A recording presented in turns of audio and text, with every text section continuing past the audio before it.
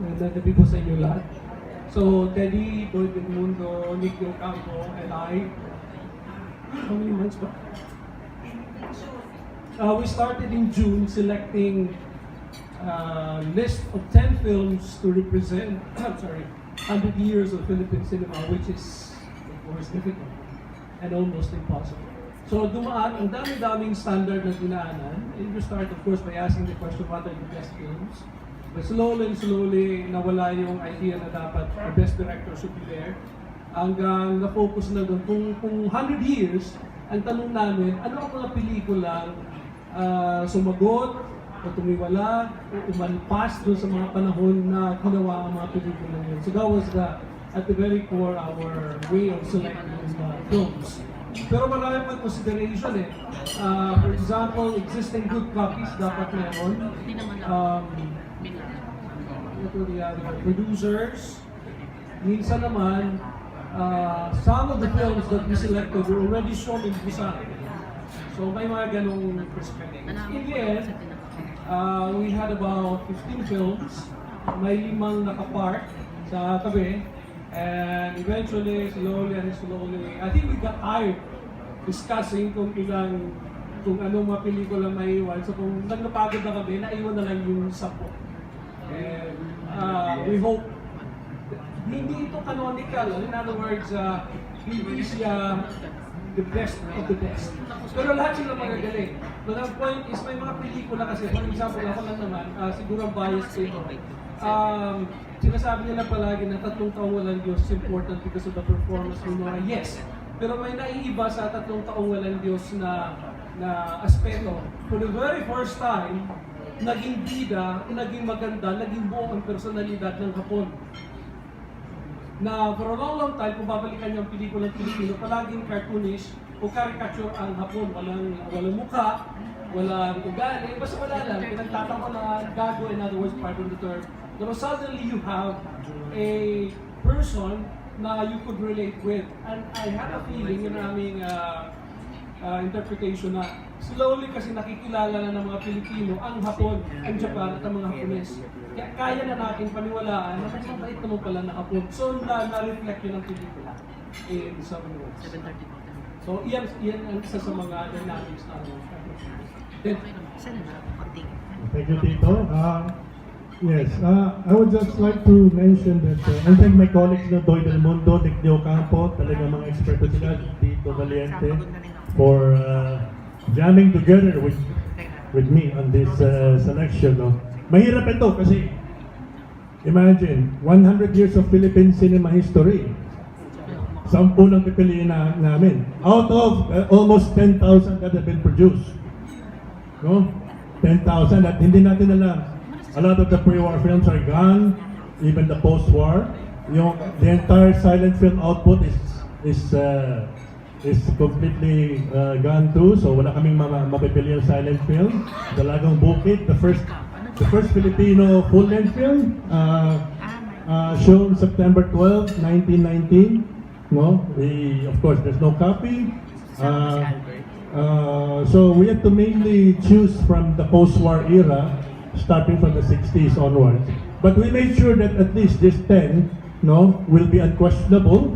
And when you see the lineup, that you will say, okay, these represent, if not the very best, at least they are all representative of what Philippine cinema is, what it has achieved.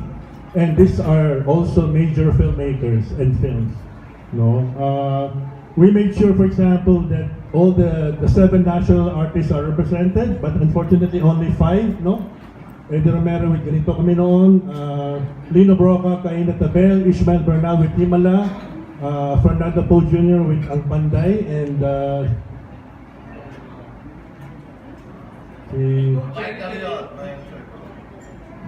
malapit na. Hindi pa. We did not, for example, include Manuel Conde because one of his best films, Genghis Khan, was already exhibited in 2009 when Busan already held a major Philippine retrospective in 2009.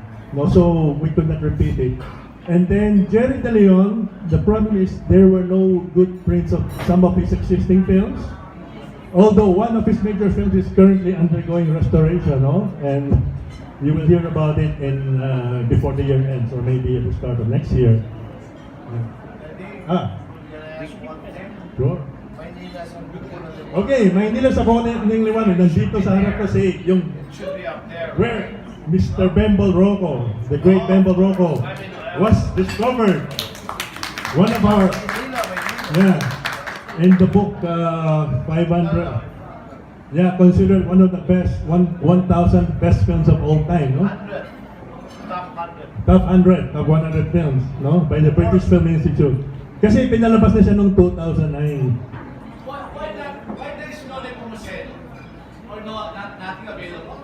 Well, we tried to, nothing from Jose Nepomuceno, the father. No, kasi silent era yun eh. But we did consider Luis Nepomuceno, no, being the son. But in the end, we decided not to because I think some of the films that we wanted were not really available and maybe not in the best quality, no, for a major retrospective on Philippine cinema. This showcase of Philippine films, by the way, in Busan, is the biggest ever retrospective of Philippine cinema in all the film festivals that we've encountered, no? This is it for the record. Yes, this is it. Well, including the new ones, no, that will be shown in the various sections, no. And I might also highlight that I think this is going to be the international premiere of 2 Mike De Leon films, which have never gone outside Manila for some reason, no, and now finally included in an international film festival, which will premiere in Busan, outside Manila. These are Bayani Third World, starring Joel Torre, and Citizen Jake. You know, Is my coming? good question. Ask Atom. Sorry. Ito wants to say something. May nakalimutan na pala akong sabihin. I'm sure you will relate with this experience namin. Nung first meeting, ang dami kong sinasabing, ang archivist kasi sa grupo si Teddy na, ang dami kong sinasabing pelikulang gusto ko, walang kopya. So it speaks about how bad ang archiving natin, ang ating preservation. For example, I mentioned Sawa sa Lumang Simburyo, walang available. Daigdig na mga ape, hindi nakahanap. All of these really classic films, wala na siya lahat. So that speaks also about, you know, the state of affairs ng ating Pilipinas. Napapalabas pa sa TV yun, yung Sawa sa Lumang Simburyo. But we cannot exhibit them na gano'n na instance.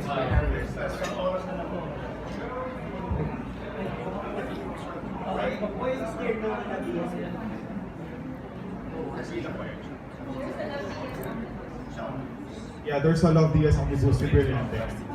Yeah. Can we reserve the questions towards the end? Yeah. After. So can we hear from Direk Remka about this film first? Good evening, everyone. So, hirap. Parang,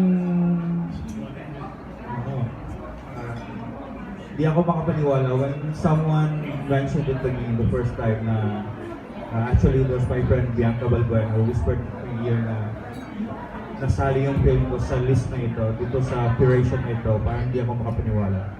Of course, it's a big honor for me at sa mga kasamahan namin na gumawa ng film na to way back in 2010. It's a Cebuano film in Cebuano language. So,